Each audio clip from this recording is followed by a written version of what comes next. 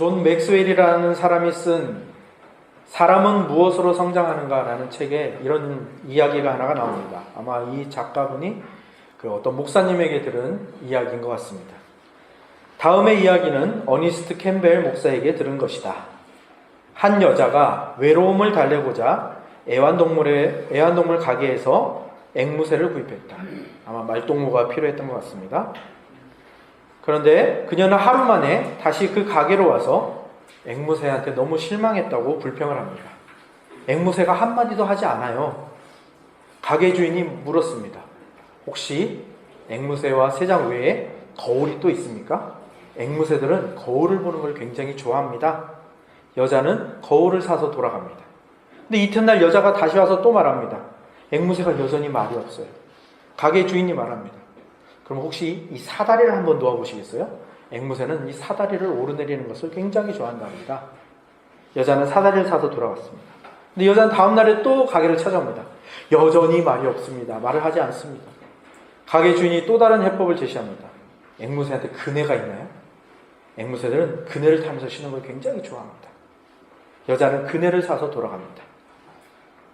다음날 여자가 오더니 앵무새가 죽었습니다 라고 말했습니다. 가게 주인이 물었습니다. 저런 딱해라. 새가 죽기 전에 뭐라고 말 안 하던가요? 네, 그 가게에 먹을 건 안 팔아요? 라고 하더군요. 네, 이 이야기 속에 오늘 말씀의 핵심이 들어있습니다. 우리 인생에 꼭 필요한 것이 무엇인지 모르고 다른 것만 추구하는 삶이 얼마나 불행한 삶인가. 히브리서 기자는 우리가 그러한 불행한 삶에 빠질까봐 염려하고 경계하고 있는 것이죠. 우리에게 그러한 불행한 인생을 살지 않도록 우리에게 꼭 필요한 것이 무엇인지를 자기 자신이 경고 표지판이 되어서 우리에게 알려주고 있습니다. 알려줄 뿐만 아니라 그것을 절대 놓치지 않는 그런 자기가 경험했던 여러 가지 방법들과 비법들을 우리에게 전수해주고 있는 것이죠. 그리고 자기가 가진 모든 기술과 자기가 가진 모든 기능을 다해서 이 히브리서를 그렇게 작성했고 우리에게 준 것입니다. 우리 인생에 없어서는 안 되는 것, 그것은 바로 오늘 오전 말씀에서도 들으셨겠지만 바로 예수 그리스도죠. 예수 그리스도. 이 히브리서에서는 구원의 창시자로 표현을 하고 있고요. 오늘 오전에 들으신 말씀에서는 유월절 어린 양, 피를 흘리신 유월절 어린 양이라 표현하고 있죠. 그분이 우리에게 반드시 필요합니다. 그분이 없으면 우리의 인생은 정말 비참한 인생이죠. 그런데 그분이 우리를 찾아오셨다라는 것은 너무너무 놀라운 일인 것입니다. 한번 생각해 보십시오. 여러분이 수천 미터 벼랑에서 떨어져서 지금 아직 바닥에 닿지는 않았지만 바닥을 향해서 떨어지고 있는 여러분들이라고 한번 생각을 해 보십시오. 잡을 게 아무것도 없습니다. 이제는 죽는 일밖에 없는 거죠. 근데 그 사람이 이제 눈을 감고 이제 죽었구나라고 체념하고 있을 그 순간에 누군가 허리에 줄을 매고 뛰어들어서 우리를 꽉 안았다고 한번 생각해 보시기 바랍니다.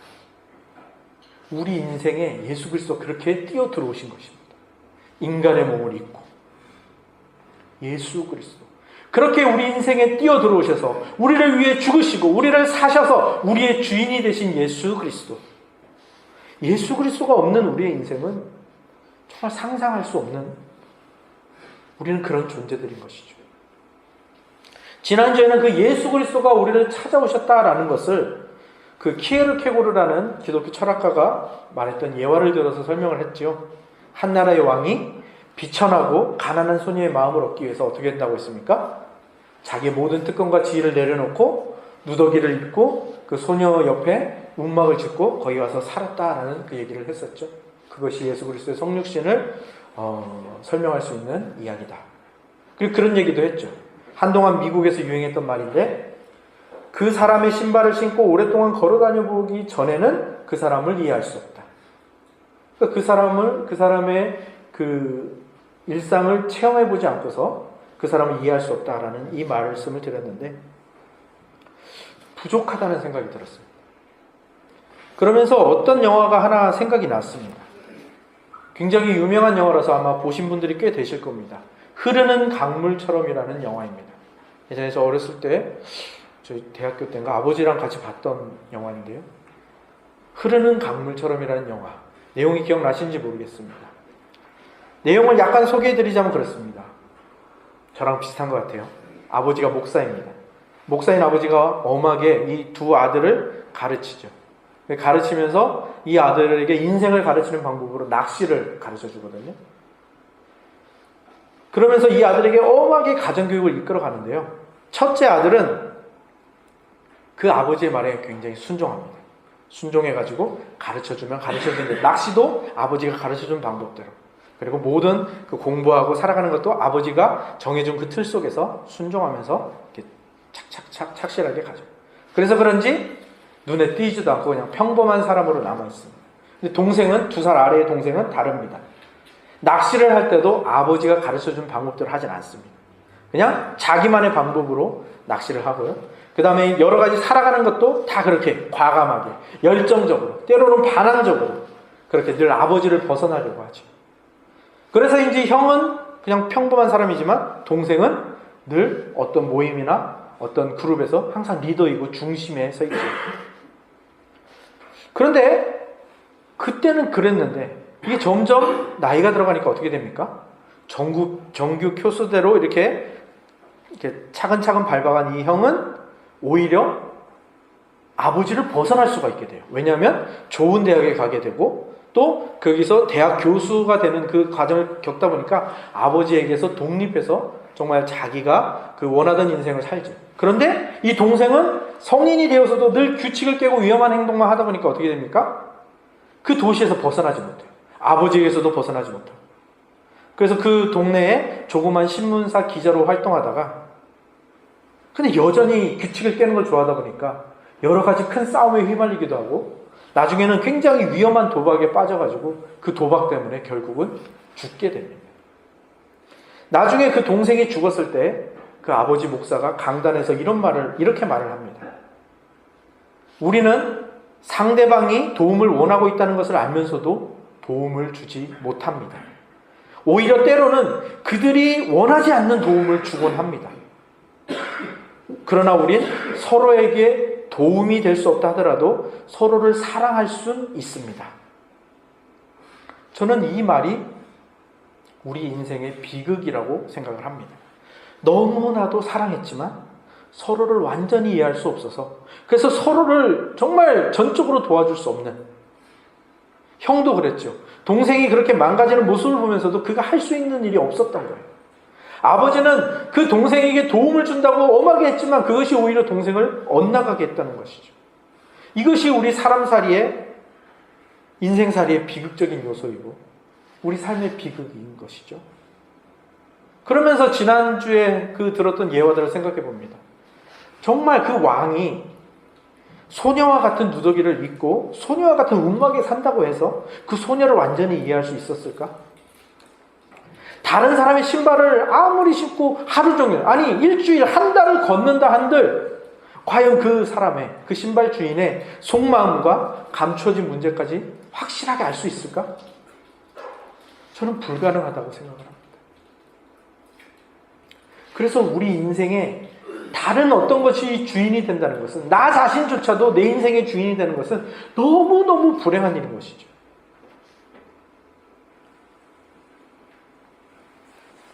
척 스윈돌 목사님이라는 분이 계신데요. 이분은 달라스 신학교 총장이었던 분이죠. 이분이 자기가 받았던 성탄 카드 중에서 가장 감동적이었던 성탄 카드의 그 메시지를 이렇게 소개해 주신 적이 있습니다. 제가 읽어드릴게요.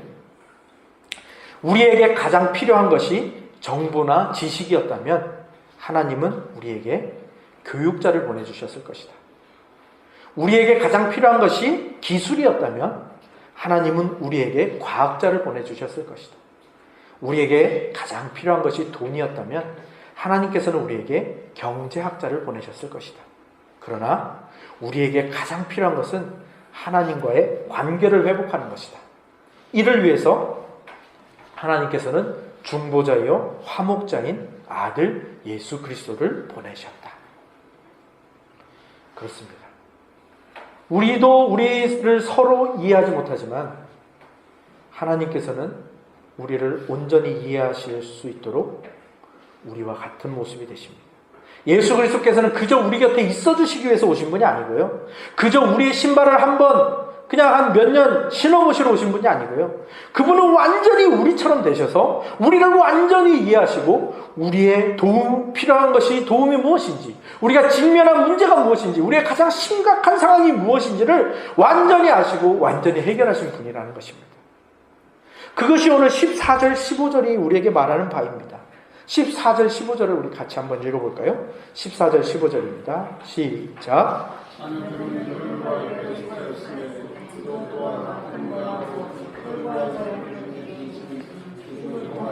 죽음의 세력을 잡은 자, 곧 마귀를 멸하시며 또 죽기를 무서워함으로 한평생 매어 종노릇하는 자들을 놓아주려 하심이니. 네. 이 의미를 조금 더 새겨보기 위해서 어떤 분이 직역한 이 14절 15절을 직역한 부분인데 그 부분을 제가 읽어드리도록 하겠습니다. 자녀들이 피와 살을 가지고 있기 때문에 그분도 몸소 그것을 함께 가지셨다. 그것은 죽음을 통해서 죽음의 권능을 가진 자, 곧 마귀를 파멸시키기 위해서였습니다. 또 누구든 죽음의 공포 때문에 평생 종살이에 얽매여 있는 이들을 풀어주시기 위해서였습니다. 그렇습니다. 예수 그리스도께서 6월절 어린 양으로서 또 히브리서 표현대로 구원의 창시자로서 하신 모든 일들은 다 우리를 위한 것이고 우리를 완전히 이해하신 상태에서 우리에게 주시는 것이죠. 그분은 우리의 대표가 되셔서 그 모든 구원의 일들을 행하신 것입니다. 우리와 같이 피와 살이 있으신 인간이 되신 것이죠. 왜냐하면 그렇게 인간이 되셔야만 우리가 직면한 문제인 죽음이 무엇인지를 파악하고 그것을 해결하실 수 있기 때문이죠. 우리가 죽음의 권능을 가진 그 마귀에게 사로잡힌 자라는 것을 몸소 체험하시고 몸소 죽음으로 들어가시고 몸소 그 죽음을 이기시고 승리하셨고 그래서 우리를 그 죽음의 공포에서 몸소 풀어주신 것입니다. 정말 이 몸소라는 말이 이렇게 잘 어울리는 분이 또 있을까 싶습니다.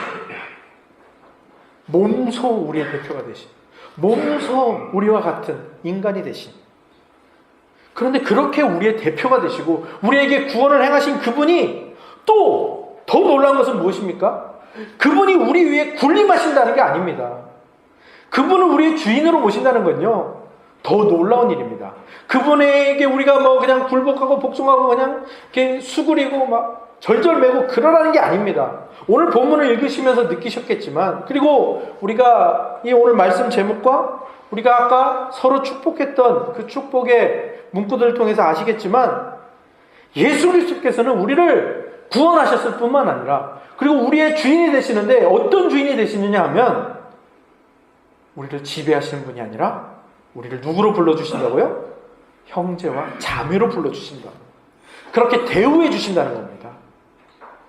히브리서가 굉장히 특이한 면이 있는데요. 그게 어떤 면인가 하면 자꾸 예수 그리스도를 형으로 이렇게 생각하라고 권면하고 있다는 겁니다. 우리는 예수님을 조금 그나마 아버지 하나님보다는 가까운 분으로 생각하지만 그래도 여전히 예수님이 조금 멀잖아요. 예수님이 너무 먼 분이고 나와 조금 상관없는 차별된 분으로 자꾸 생각하는데 히브리서는 자꾸 무엇을 권면하는가 하면 그분이 네 형이다라고 우리에게 자꾸, 그분이 너의 큰 오빠다라고 자꾸 우리에게 소개하고 있다는 겁니다. 근데 우리가 흔히 알고 있는 큰 형, 큰 오빠 어떻습니까? 저도 저희 집안의 장남인데 굉장히 부족함을 느끼거든요. 그 흐르는 강물에 나왔던 그 형도 동생에게 해줄 수 있는 일이 없었잖아요. 아마 그 동생은 그 아버지의 뜻을 거역하고 나만의 방식으로 살다가 그렇게 죽음에 이를 수밖에 없었는데 아마 그 형님 때문에 아마 더 그랬을지도 모르겠어요. 그 동생이 그랬던 이유가. 그죠? 그런데 우리의 큰 형님 되시는 예수 그리스도는 어떤 분이십니까? 우리에게 잘난 척을 하시거나 우리를 막 억압하려고 하시거나 깔보거나 지배하시는 분이 아니라 어떤 분이신 거예요? 우리와 같이 되셔서 아예 우리 속으로 들어오셔서 우리에게 더 없는 사랑과 선한 마음과 공감을 보여주시며 우리가 처한 곳에 같이 와서 우리가 고민하고 있는 것을 같이 고민해 주시고 우리가 울 때 같이 울어주시고 우리가 기뻐할 때 같이 기뻐해 주시고 우리가 아파할 때 정말 자기 아픔처럼 아파해 주시고 그리고 우리가 저질러놓은 실수들을 다 바로잡아 주시고 우리를 그 악의 구렁텅이에서 벗어나게 하시는 분 아니십니까? 그것이 오늘 본문 10절에 나오는 구원의 창시자 그리고 그 뒤에 나오는 그 형제라는 말 그리고 앞서서 나왔던 맏아들이라는 말 하나님의 맏아들 우리가 하나님의 아들인데 예수님이 하나님의 맏아들이십니다. 그러니까 우리의 큰 형님, 큰 오빠시라는 것이죠. 이 구원의 창시자라는 말에 이 모든 의미들이 다 담겨있다는 것이 너무나도 놀랍습니다. 12절을 한번 보실래요? 12절 내가 주의 이름을 내 형제들에게 선포하고 내가 주를 교회 중에서 찬송하리라.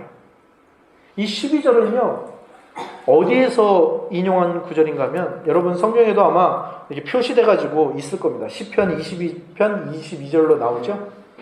시편 22편을 인용한 구절인데요. 근데 이 구절만 보면 내가 주의 이름을 내 형제들에게 선포하고 내가 주를 교회 중에서 찬송하리라. 그냥 예수님이 우리에게 그냥 하나님을 알리셨다, 하나님을 찬송하겠다 이 정도로밖에 안 들리잖아요. 근데 시편 22편으로 가보면 그 생각이 완전히 달라집니다.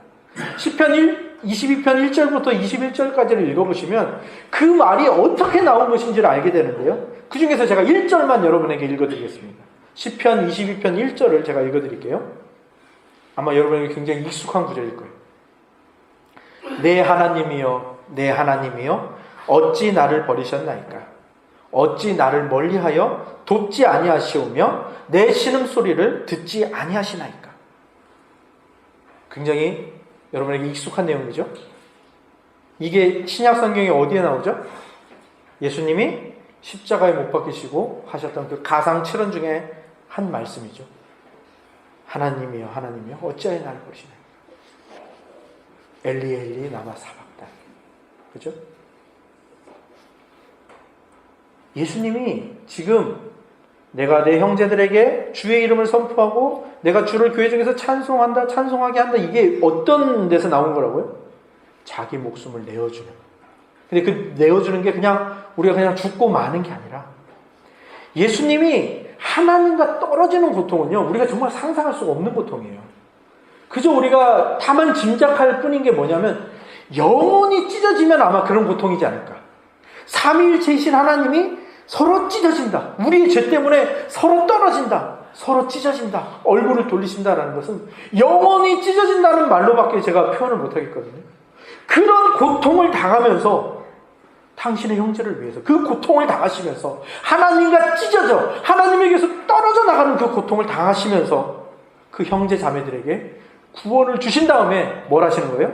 주의 이름을 선포하고 하나님의 이름을 선포하고 하나님을 찬양하게 한다는 거예요. 예수님은 이런 분이시라는 겁니다. 우리의 큰형님이신 우리의 큰오빠이신 이분은 바로 이런 분이시라는 거예요. 당신의 고난, 당신의 고뇌와 괴로움, 그 잔뜩 녹아있는 그 탄식으로 하나님을 부르짖으며 자기의 생명을 내어놓으며 하나님과 찢어지면서까지 우리의 죄를 해결하시고 우리의 죽음의 문제를 해결하신 다음에 그래서 내 동생들이 내 여동생들이 이 하나님의 위대한 구원을 받도록 하나님의 나라가 그들에게 임하도록 그 축복을 누리도록 그래서 예수 그리스도께서는 이 구약의 모든 말씀을 다 자기 자신에게 성취하신 다음에 그것이 우리의 현실이 되도록 우리 형제들의 자신의 동생들의 현실이 되도록 그거를 펼쳐 놓으시는 분입니다. 그래서 우리가 늘 감사해야 될 것은 바로 이런 분이 우리의 큰 형님이시고 바로 이런 분이 우리의 큰 오빠이시고 바로 이런 분이 우리의 인생의 주인이시라는 것. 여기에 대한 감사를 놓치면 안 되는 것입니다. 이런 분이 우리를 찾아오지 않으셨다면 어떻게 됐을까요? 그분이 우리를 찾아오지 않고 우리를 형제라고 삼아주시지 않았다면 우리는 어떻게 되었을까요? 그것은 출애굽하기 전에 이스라엘 백성이 어떤 식으로 살고 있었는지를 보면 알 수가 있습니다. 이스라엘 백성이 어떤 존재로 살고 있었죠? 노예입니다. 노예. 바로의 노예, 애굽의 노예. 그것처럼 우리도 예수님이 우리의 큰오빠, 큰형님이 되어주시지 않았다면 우리는 죄의 노예, 사망의 노예, 이 세상 가치관의 노예, 돈의 노예, 그 노예로 살다가 비참하게 인생을 마감하는 그런 결말을 맞이할 수밖에 없었던 것이죠. 그런데 예수님께서 우리를 찾아오시고 우리를 그곳에서 구출해내시고 하나님의 나라, 하나님의 아들의 나라, 우리 큰 형님의 나라, 큰 오빠의 나라로 가는 길을 개척하신 것. 그것이 바로 구원의 창시자라는 뜻이고 우리가 그분의 형제 자매라는 것입니다. 오늘 읽으신 본문을 보시면 그 내용들이 쭉 설명이 되어 나오는데 너무나도 깊은 내용들입니다. 그분이 우리를 형제로 불러주셨다는 것, 우리를 대해주신다는 것, 대접해주신다는 것, 거기 하나에만 해도 정말 이 놀랍고 깊은 의미가 들어있다는 것입니다. 그리고 마지막 절에 보면은 17절, 18절에 보면은 그분을, 그 큰 형님을 뭐라고 표현합니까? 대제사장이 되어주셨다라고 표현합니다. 이 대제사장이라는 말은 이제 4장 후반부부터 정말 본격적으로 이 대제사장이라는 개념을 우리가 파나갈 건데요. 이 제사장이라는 말은요, 라틴어로 하면 폰티펙스라고 하는데요. 이 폰티펙스는 무슨 뜻인가 하면 다리를 놓는 사람이라는 뜻입니다. 다리를 놓는 사람. 그러니까 예수님이 누구와 누구 사이에 다리를 놓아주시는 거예요? 하나님과 우리 사이에. 그러니까 홍해 때문에 우리가 약속의 땅으로 갈 수 없는 애굽의 노예였는데 예수님이 뭘 해주시는 거예요? 홍해를 가르시는 거예요. 다리를 놓아주시는 겁니다. 약속의 땅으로, 하나님의 안식으로 갈 수 있도록, 구원으로 갈 수 있도록. 예수님이 하신 일이 얼마나 놀라우신 일인지 정말 이 히브리서 기자는 자기가 알고 있는 모든 개념을 다 여기 대입을 하고 있는 겁니다. 그래서 뭘 하기를 원하는 거예요? 그 큰 형님, 그 대제사장이신 예수 그리스도 절대 놓치지 마십시오. 그분 놓치면 여러분의 인생은 그냥 발짝 꽝입니다. 그 어떻게 하나님이신 분이 살과 피를 취하시고 우리와 같은 인간이 되셔서 우리에게 찾아 우리를 구출해 주시며 우리를 하나님께 데려가시기 위해서 자기 육체로, 자기 생명으로 다리를 놓아주시는데 지금 여러분이 조금 살만해졌다고, 아니 다른 것이 여러분을 유혹한다고 어떻게 거기 쉽게 넘어가 버립니까? 그것을 지금 히브리서 기자가 당시 신자들과 오늘날 우리 이 히브리서를 읽는 신자들에게 말하고 있는 바인 것이죠.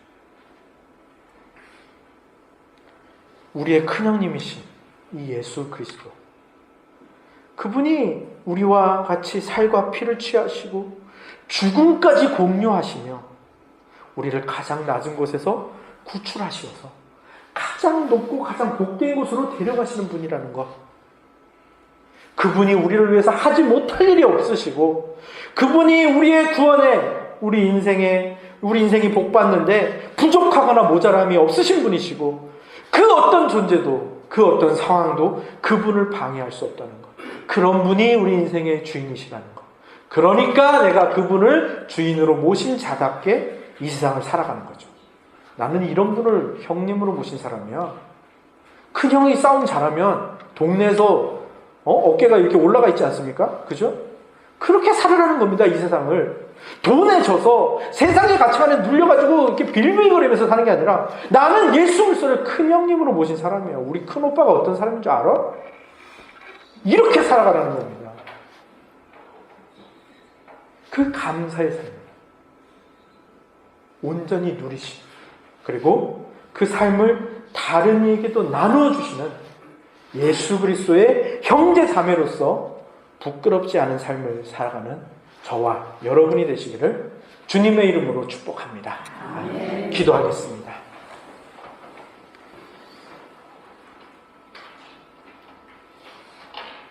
하나님, 참으로 감사합니다. 당신의 아들 예수 그리스도를 우리의 큰 형님으로, 큰 오빠로 보내주셔서 너무나 감사합니다. 그분이 우리의 큰 형님이 되어주셔서 너무나도 든든하게 이 세상을 살아갈 수 있습니다. 그 어떤 것도 두렵지 않고 이 세상이 가진 최고의 권력인 죽음마저도 두려워하지 않아도 되는 이 복된 인생을 살게 해주심에 날마다 감사하면서 살아가게 하여 주시고 그 큰 형님을 다른 이들에게도 소개하며 살아가는 아름다운 예수 그리스도의 형제자매의 삶을 살아가는 우리 모두가 되게 하여 주시옵소서. 다른 것에 빠져 다른 것을 주인으로 모시다가 비참하게 살아가는 그러한 어리석음에 빠지지 않기를 원합니다. 그리고 그 어리석음에 빠져있는 이들을 우리 큰형님이신 예수 그리스도께로 인도하기를 원합니다. 그것이 우리 교회의 사명이 되게 하여 주시고 우리 한 사람 한 사람의 인생의 모습들이 되게 하여 주시옵소서. 예수 그리스도의 이름으로 기도합니다. 아멘.